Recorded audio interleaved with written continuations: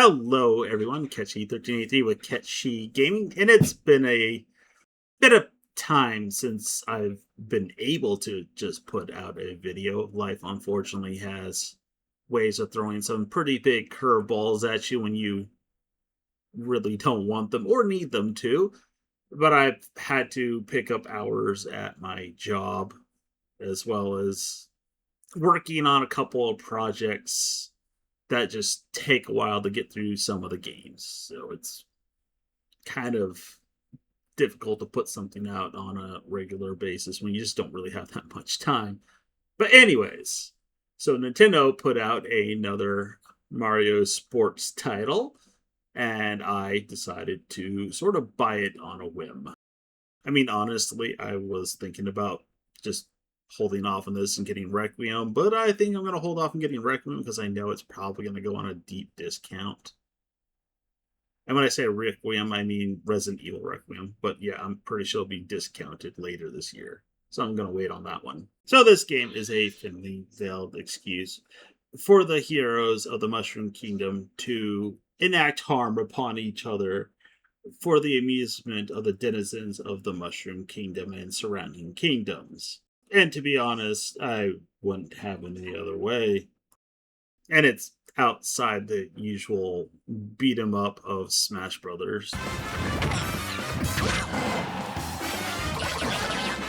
Super Mario Strikers, otherwise known as Vertical Smash to my friends, who, when I played with them, made it their sole goal to try and get as many fouls as possible.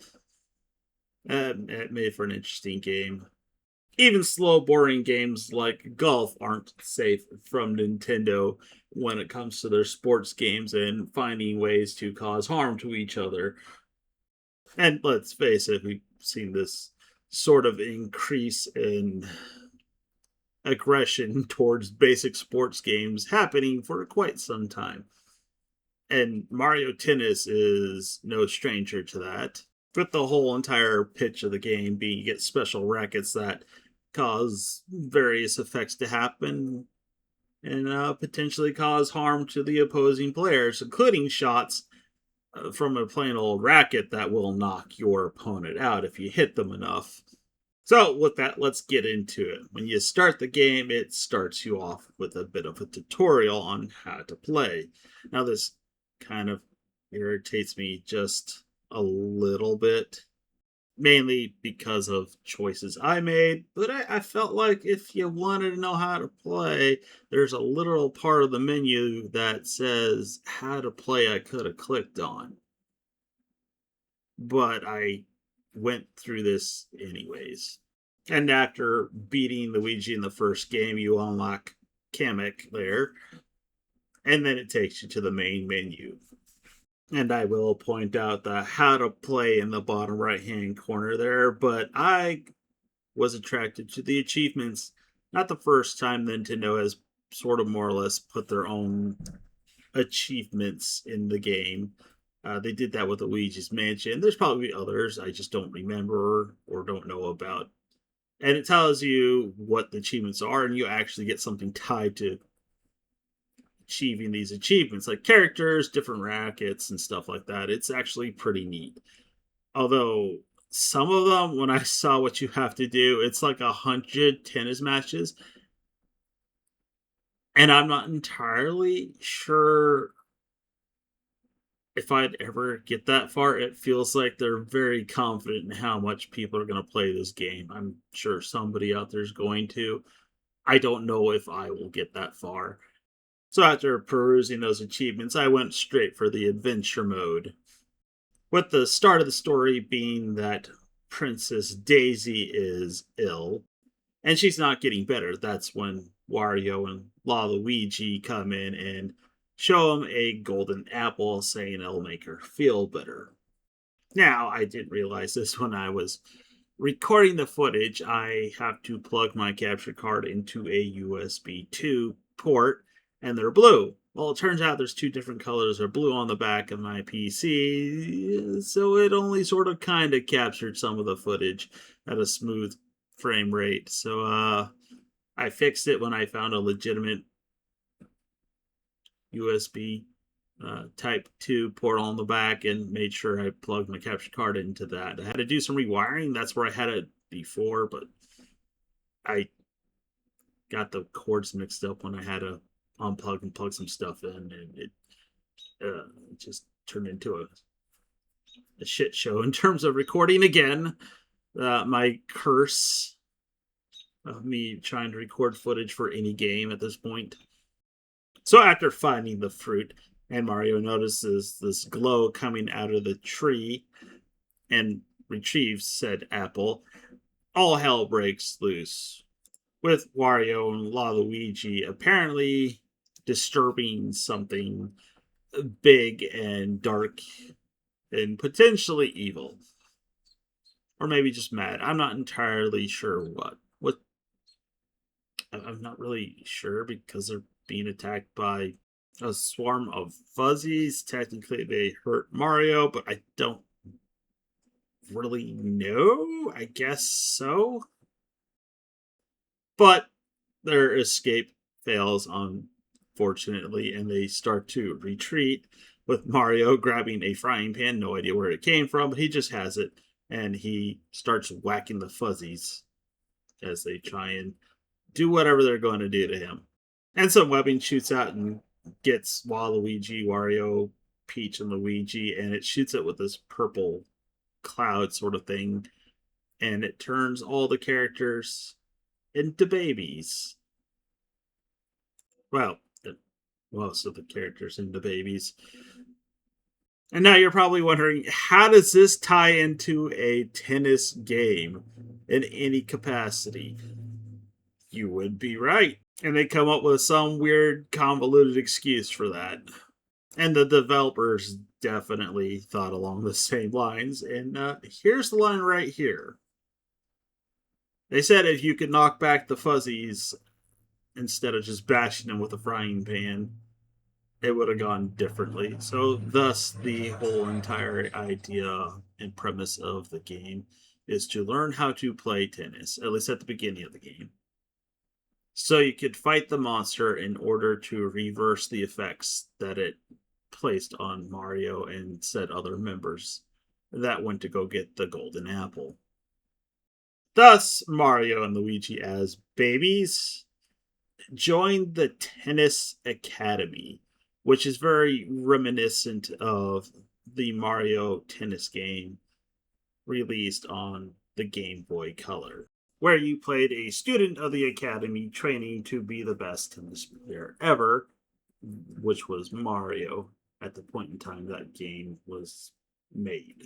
So at first I thought this is what the game was going to be. I was like, oh. And it took a good long while to get through this part of the game. And it is a over glorified tutorial on how to play the game slash helping you sort of increase your stats because it does take on RPG type elements. But you can see why I was kind of irritated with the forced tutorial when you have a giant tutorial for the first like 3 or 4 hours of the adventure mode. So basically, the gameplay loop for the adventure mode, there's other things I haven't covered, but I felt like I needed to go over this. So you go to a coach, Toad here. We just named it Toad, but he's your coach, and he tells you about a shot, and you practice said shot.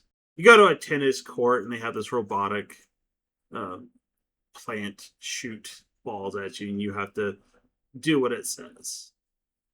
So as you can see right there, because Mario's a baby, he really can't hit the ball too hard, so they established this other part of the loop where you go and do something to build muscles and exercise Mario's baby body to get better. In which case, here you have to jump up on this giant sort of platform. I mean, you're supposed to jump really high, and I just sort of ignored that because there's no point in jumping in high because you really couldn't control it well enough to intercept the balls. But it was more than easy enough to grab them without having to do what they tell you, which you're supposed to jump high. But anyways, after you do that, you get stats added to Mario. And then you go back to Toad, you do the shots, and he's like, "Oh, good job, you get a sticker." Oh boy. And once you complete all the stickers, you move up, and I guess basically, I don't know, rank throughout the school, going from JV to A rank. And it repeats with this, and you get to do a series of basic mini games to level up Mario's stats, as well as playing matches against various NPCs. And you more or less rinse and repeat, and you get to go follow this talking flower from Super Mario Wonder, and he takes you to the next little exercise, and you get to see a little flood tube there. It doesn't spray water, it just talks, and it tells you what you need to do for the next mini game. And you do that until you go all the way through rank A. I mean, the mini games aren't the hardest things in the world. I mean, there's 3 levels, but you go back to them later. They're not the most entertaining either. And it kind of just feels like busy work at first. I mean, there is a point to them when you can increase Mario's stats for his shots by completing these mini games.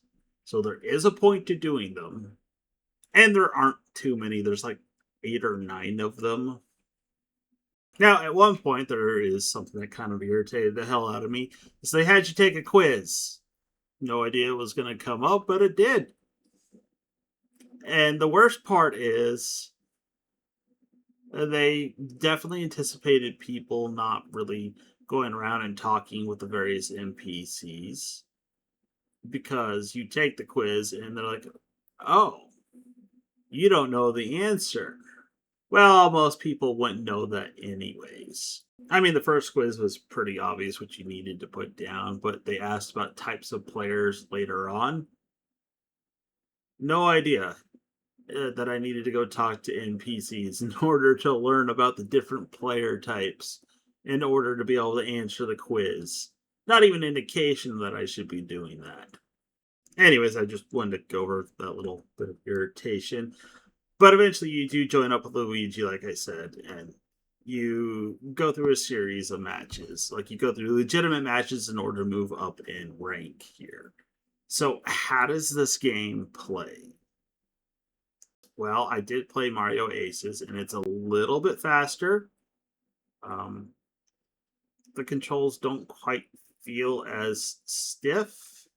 And when I was playing Mario Aces, I kept trying to do things I could do in this game, and I was losing horribly to the various NPCs I was trying to play against. For instance, I was trying to hit a ball while charging a racket. You do that in Mario Aces, you're just going to go super slow. Here, you can maintain your speed, and he'll dodge for the ball if you're close enough. So some, life improvements over Aces. Now I actually just don't remember the control scheme, which also didn't help my playthrough of Aces, or I should say the little bit I did play through again.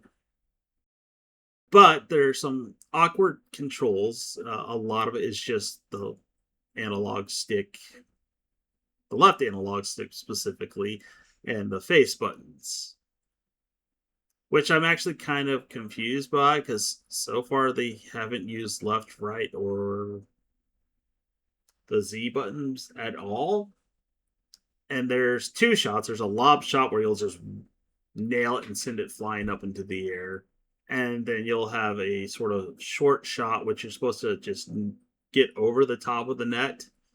In order to do those, you have to hit the A button and then the B button to do a lob shot, which I've had mixed results on actually getting that to work.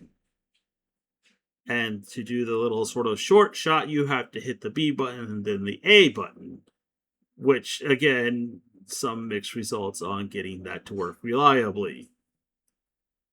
Which brings me to my point of why didn't they just assign them to the shoulder buttons or the Z buttons? Instead of doing this weird, awkward, you gotta hit the buttons. in this very short order, I might add, which is part of the problem in order to get it to work properly. But that's just my opinion. Now, in terms of, I guess, the gimmick for this game, let's get to it. So, the main gimmick of this particular Mario Tennis game is the fever shot. That's the Mario Tennis Fever, where you will do a special shot that you can more or less aim. And it's a lot better than in Mario Aces, where you can get your racket broken. And it's a lot easier to counter with a more generous timing than in Aces to counter it. And if you successfully counter the fever shot, you can actually cause harm to the other team with their own fever shot that they send at you. Or you can cause damage to them with your own fever shot. So in this case, because I have no racket that can do anything special at this point in time, it just makes a concussive wave that takes away some of their HP. And when you take away all of their HP, the player is knocked out for like 10 seconds. They feel like a little bit slow for 10 seconds, but yes, they're knocked out for 10 seconds. Making it a 2-on-1 or making it so that you just constantly score because they're not there. It's different, I suppose. I don't have any problems with it, but I'm not really super excited about it either. But it is the main gimmick of the game. Now, I do need to sort of speak about your AI companion. At times, they're absolutely amazing and will handle everything by themselves. Other times, they just sort of let some of the shots just slip through the cracks. I'll just be standing there. Luigi will be right behind me or nearby. Or let's say they'll hit the ball diagonally and Luigi will be off to, let's say, my back and right. It'll pass over me, and I think the AI thinks I was going to get the ball. So it just completely and totally ignores it and then misses just out of nowhere. Now, I just said I really don't have an issue with the fever shot. It still stands true, but there's one particular issue, like you just saw on screen, where I will attempt to use a fever shot to counter a fever shot. And so when that happens, it automatically takes you in whatever direction the ball is coming. Except there's one tiny little problem where Mario will not hit the ball and he'll chase after it instead of hitting the ball even though it's right next to him. I'm not sure if this is a bug, so that's why I'm not really against the fever shot, or I'm just really garbage at timing, which is a very likely possibility as well. But it happened enough that I very much noticed that it kind of just irritated me that I pushed the button and he wouldn't swing at it and he would chase it instead. All right. So one thing I didn't mention was that after you do the academy, which I thought was going to be a big chunk of the game, and maybe you would fight part of the monster or something like that, and maybe do like an adolescent Mario or something like that. Nope. It just moves straight into the actual adventure, which isn't taking place in the academy. That was just the beginning, and like I said, the glorified tutorial. And it starts with this airship sort of tennis match between Waluigi and Wario, where they're setting the ship on fire. And then they go into this whole scenario. In order to put out the fire, you need to hit water droplets at it. Now, the controls for this differ from that of your regular tennis match, with certain shots doing specific things in different directions. And it was kind of irritating to control, even though like right here, I was doing every shot I could, just lobbing it, trying to get it short. For whatever reason, I just couldn't control it to get these little backfires at all. And I will admit, I found it a touch frustrating. I'll give them kudos for integrating the tennis into putting out fires.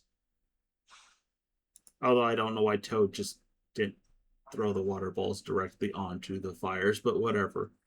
And then you move below deck where you do something similar.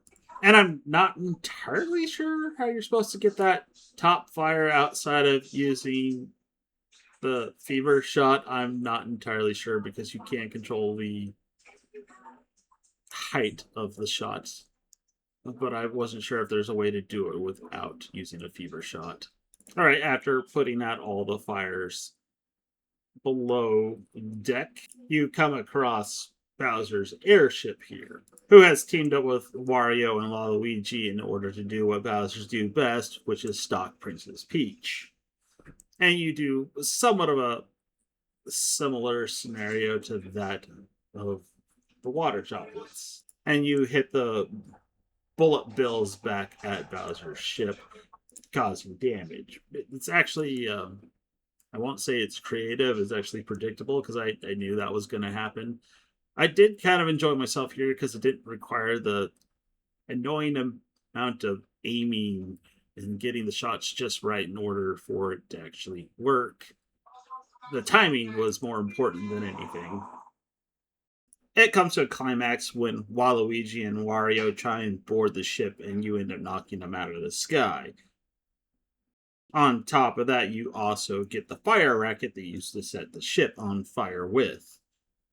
Now, the next part I want to talk about is a bit of a disappointment to me, and you can see the overworld map here. There really isn't much to it. It's pretty flat and boring, not really anything going on. It allows you to access the various points, and it's very similar to Super Mario World, but that had more going on with it than this map did. So let's take a look at Super Mario Tennis Aces. So there's a lot more going on with this particular map than what you see in Fever, and I like it a lot more. It's a lot more pleasant to look at, it's a lot more pleasant to interact with, and it's just overall a lot neater to just traverse the basic overworld where they just went with a 2D map and like, yeah, this is good enough. I mean, I get it. It's probably a lot more expensive to do something like this and a lot more time consuming, but I kind of think they shouldn't have cheaped out if that's the case and stuck with something somewhat similar. And to be honest, I don't think the map on Fever is going to get any better than what I already showed you. That's why I'm saying what I'm saying right at this particular point. So overall, I am enjoying the game for the most part. If it's anything like Aces, though, I'll get bored with it, try and return to it in like a half a year, forget how to play, and just start all over until I get a little bit further, and then I'll stop again because I got bored with it, or I just got frustrated with what's going on with the particular point in that game. Who knows? I might get through the adventure mode and just call it good enough. I mean, there's a lot more to this than just the adventure mode. There's modes I haven't even looked at yet, and this is just sort of like a scratching of the surface of a first impression, to be honest. And I may or may not do another video on it if I do more modes and maybe complete the adventure mode. I don't know. We'll see. I have several other projects cooking at this point in time. So I can either recommend or not recommend this particular game. All I know is I have a tendency to enjoy my Nintendo sports games more than I do the traditional sports games like your Maddens or your FIFAs. I actually don't think I've ever played any one of those because sports games don't interest me outside of the ones that alter the game itself, particularly Mario games. But there's been a couple of others, like NBA Ballers is one that I liked. I think there's like one football game that wasn't Madden on the NES that I played and enjoyed way back in the day. I don't know. Anyways, if you made it this far, thanks for watching. And if there's any particular non traditional sports game out there that you really like, leave it in the comments.